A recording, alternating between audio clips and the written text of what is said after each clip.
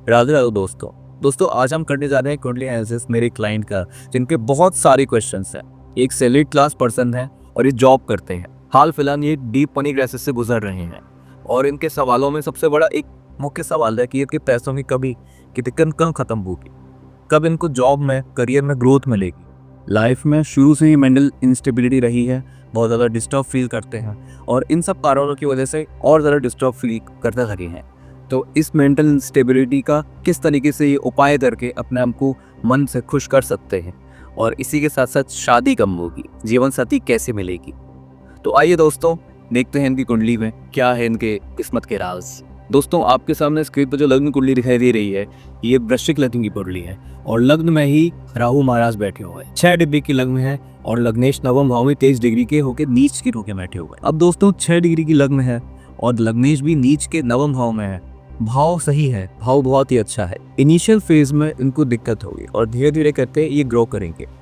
बाकी का सहारा इनको रहेगा। इनको बहुत ज़्यादा स्ट्रगल करना पड़ेगा अपने आप को एक सही पाथ पर चलाने के लिए, धर्म के मार्ग पर चलाने के लिए। हाँ, धार्मिक होंगे ये, भगवान की पूजा पाठ में बहुत ज़्यादा ये लगे रहेंगे। अपने जीवन शैली में अपने कामों को धर्म अनुरूप करने के लिए इनको थोड़ी सी मुश्किल होगी। लग्न 6 डिग्री की है तो इस वजह से इनके निश्चय में इतनी दृढ़ता नहीं हो, पर तब भी अपना जीवन यापन आराम से कर लेंगे और अच्छे से अपने किए गए निश्चय को पूरा करेंगे। D9 में कुंभ राशि के अंदर मंगल महाराज सप्तम भाव में बैठे हुए हैं।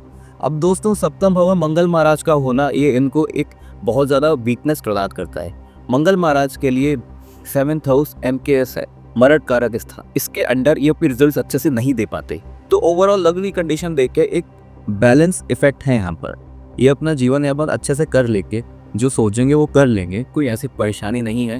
पर कोई एक्स्ट्रा ऑर्डिनरी पर्सनैलिटी नहीं बना पाएंगे।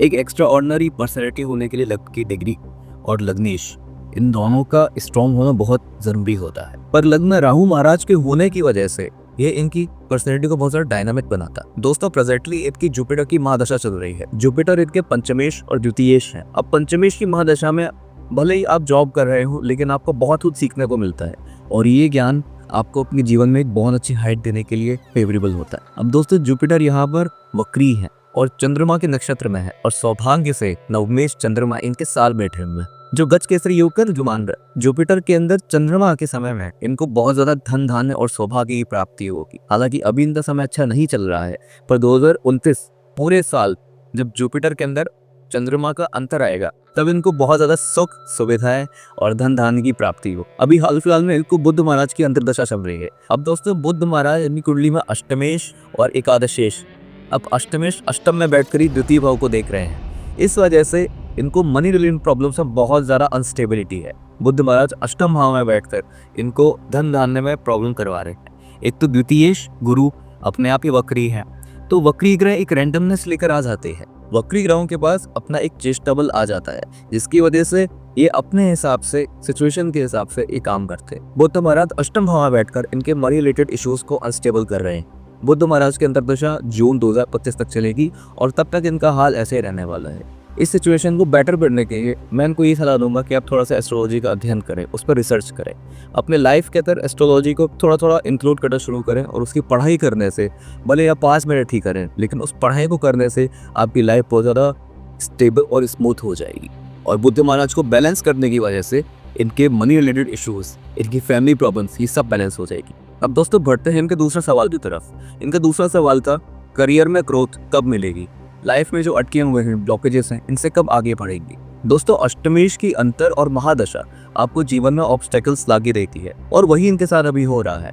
अष्टमेश यानी कि बुध की अंतर्दशा के बाद इनकी केतु की अंतर्दशा आई और इस अंतर्दशा में 2025 जून से इस अंतर्दशा में इनको थोड़ी सी ग्रोथ मिलना शुरू होगी। अब दोस्तों राहु और केतु की कुंडली में एक न्यूट्रल प्लैनेट है क्योंकि केतु महाराज दशमेश सूर्य के साथ बैठे हुए हैं तो ये थोड़ी शुभता लेकर आ रहे हैं। लेकिन राहु महाराज के ऊपर शनिदेव की 10वीं दृष्टि है और शनिदेव इनकी इस कुंडली में एक नेगेटिव और एक मैलेफिक प्लेनेट है, भले ही वो शश महापुरुष योग बना रहे हैं। और दूसरा रीजन राहु केतु के मैलेफिक होने का ये भी है, नवमांश में राहु और केतु दोनों नीच राशि। अभी इसके बारे में डिटेल में नवमांश वाले सेक्शन में बात करेंगे। पर केतु की अंतर्दशा जो इसी साल जून में शुरू होगी उस समय में इनको थोड़ी परेशानियां आएंगी अपने फादर के साथ, क्योंकि केतु सूर्यदेव के साथ है और केतु और सूर्य के साथ होने की वजह से ये पितृदोष का निर्माण भी हो रहा है। इनको पितृदोष की रेमेडीज करने के लिए मैं एडवाइस करूंगा, वरना इनके सारे काम डिले से होंगे।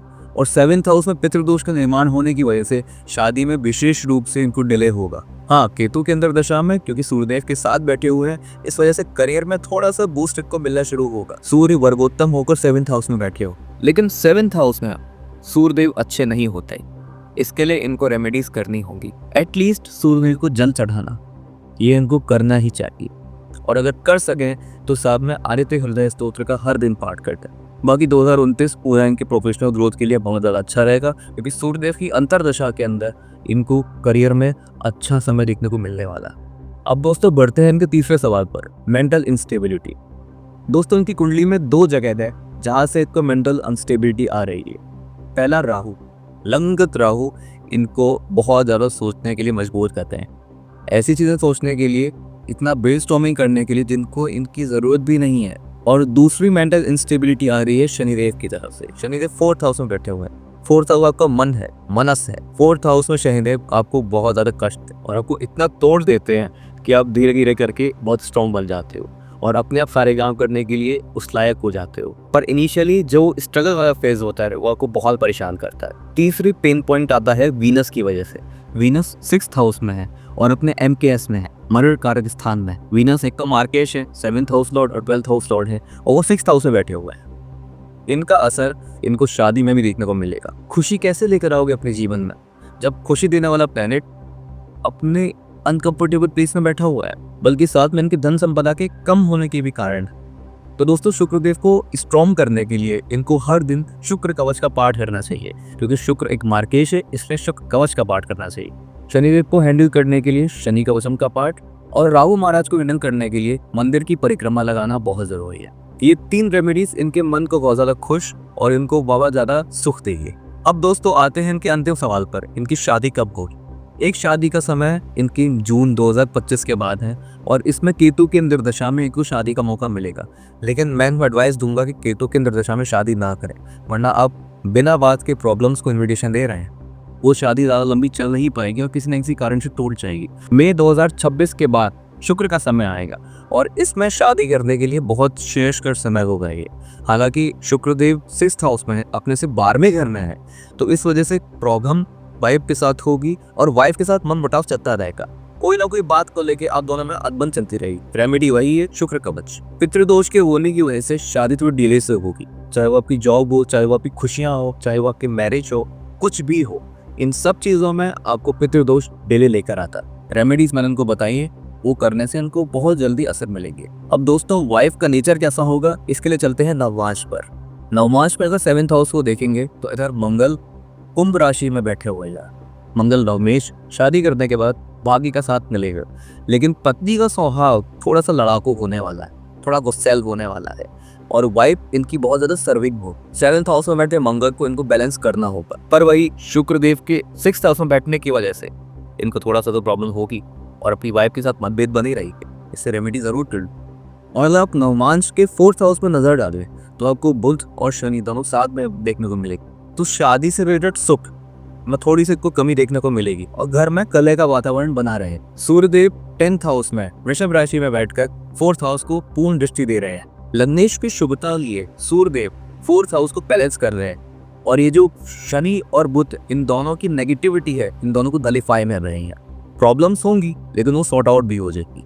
राहु केतु दोनों नीच की राशि में बैठे हुए हैं और 9th हाउस में गुरु और शुक्र दोनों हैं। अब ये एक मेन पॉइंट बन जाता कि कुंडली का गुरु शुक्र जहां भी होते हैं, ये आपको गुरु की वजह से कृपा और वेल्थ देने के लिए बाध्य होते हैं। इसीलिए अपने बैंक बैलेंस को बढ़ाने के लिए एक छोटी सी रेमेडी है, अपने गुरु से कुछ पैसा लेके अपने वॉलेट में रख लो, पैसा कभी आना बंद नहीं होगा और भाग्योदय भी इसी तरीके से होगा। तो बस दोस्तों यही था कि कुंडली का एनालिसिस काफी बैलेंस कुंडली है।